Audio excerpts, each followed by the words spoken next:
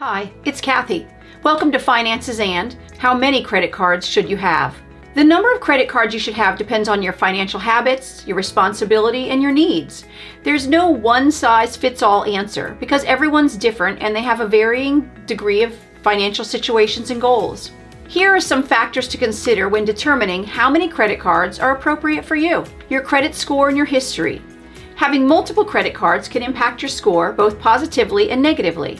It can increase your total available credit, which may lower your credit utilization ratio and improve your credit score. On the other hand, having too many credit cards with high balances can negatively impact your credit score. If you have a limited credit history or a lower credit score, it might be better to start with just one or two credit cards. Also, your financial responsibility. If you can manage multiple credit cards responsibly, pay off balances on time, and avoid carrying high balances, having more cards may be feasible. However, if you have a history of overspending or having trouble managing credit, it may be best to just stick to one or two cards.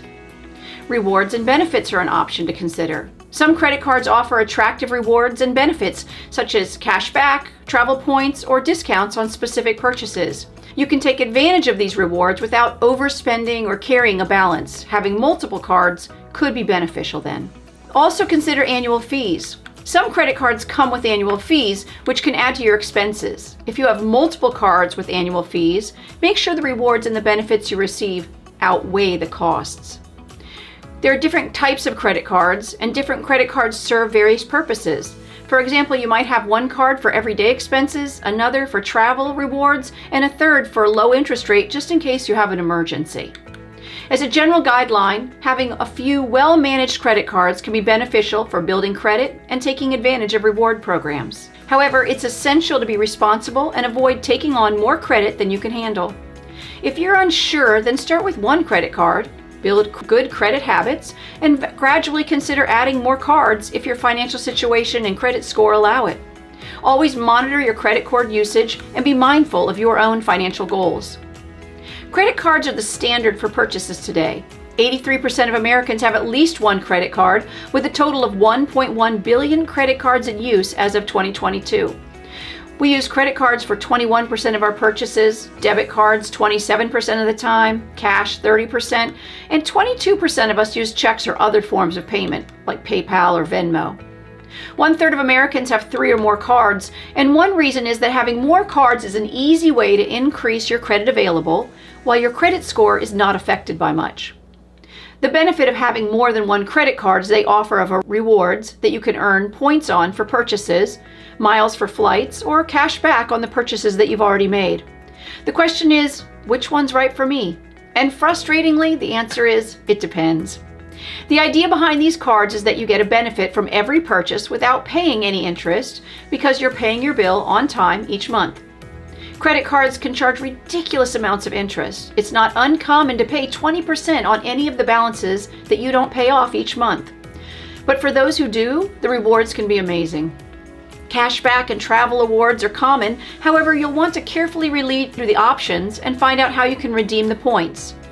NerdWallet has a great list of the best credit cards to look over, and the reason is there's no one single reward card that's right for everyone, because they don't know how you spend or what you would value as a reward. Rewards aren't the only option to consider. Some credit cards charge an annual fee, which can be a bad choice, but not always, because some of the times the benefits make the card worth it. However, you need to carefully consider what the benefit is versus the cost.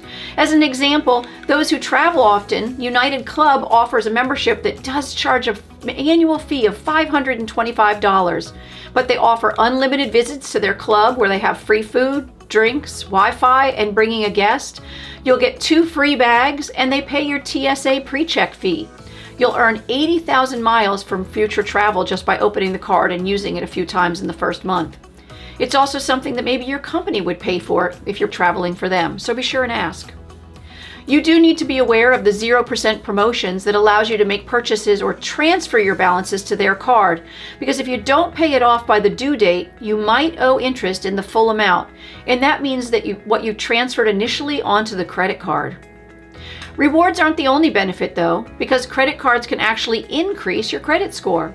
By having more than one card and paying it off monthly, you'll see an improvement as you show your ability to manage multiple accounts all at once. But you'll also have to manage multiple due dates, and missing one of those dates can negatively impact your score if you're late often enough.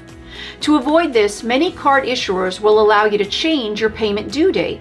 This makes it easier to remember the date, but it also makes it easier to spread them out so that they don't all hit your account at the same time. Auto-pay is another great safety option that will make sure you pay at least the minimum every month on time.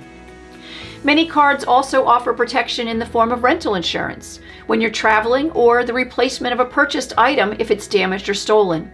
Some cards offer a type of travel insurance if you're using their eligible credit card.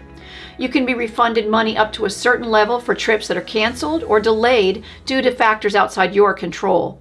This could include flights, hotels, tours, up to $10,000 per person or up to $20,000 per trip. Another option includes luggage reimbursement up to $3,000 per passenger if lost. Priority boarding and even extended warranties are also included. The extended warranty benefit adds on to the manufacturer's warranty for up to an additional year to cover the cost of repairs or replacement of an item for the original price. Some offer coverage for your cell phone if it's lost or stolen if you're paying your monthly bill with that credit card. Doesn't getting more credit cards knock your credit score down? Well, yes. As credit reporters average the length of time you had credit, not just the age of the oldest account. But opening a new credit card lowers your score by about 5 points and then takes a few months to rebound back. Applying for a new credit card is called a hard inquiry, and it goes onto your credit report, and it will last for about 2 years. So make sure you really see the benefit of opening a new card. However, any pre-approved or pre-qualified offers that you might receive are based on soft inquiries, and they have no effect on your credit score. You can find out more about cards in my podcast called in episode 21, Finances and Credit Cards. Having more than one credit card is part of your overall credit utilization, and it helps determine your FICO score. There are 5 different parts to consider. The first is your payment history, and that's the number of accounts that you paid on time and you've been late, along with how long you've been late, and this makes up to about 35% of your score. The second one is credit utilization. This is the amount of revolving credit, like a credit card, that you're using divided by the total amount of credit that you have available. So an example might be that if you have a total of $10,000 available in credit, maybe $7,000 on one card and $3,000 on another, and you have a balance of $5,000, then your utilization is $10,000 divided by $5,000, or in this case, 50%. That's half the total credit that you have available being used. To boost your score, credit utilization should be around 30%. The third thing they look for is the length of credit history. This describes the age of each account that you have or how long you've had any credit open. This comes to about 15% of their calculation. The longer your history, the better, so keep that old card open and use it at least once a year to keep your length of use up. Number 4 is your credit mix. This is about 10% of the equation, and it refers to the different types of credit that you have, like mortgages, installment loans, or revolving credit, like credit cards. And finally, new credit accounts account for up to 10% of the factors creating your FICO score. This can include any recent hard inquiries, which means you've been applying for credit a lot, and that's alarming to the reporters, and how long since you've opened any new credit. What are the benefits of having 2 to 3 credit cards? It means that you can use them to spread out purchases around to maintain lower balances, as well as potentially being beneficial if you have an emergency and need the additional credit available. It also shows that you can manage many accounts and the responsibility of paying them off on time. So carefully consider if having more than one credit card is good for you. This has been Kathie at Finances And. Please like and subscribe here on the video, and I'll see you next time.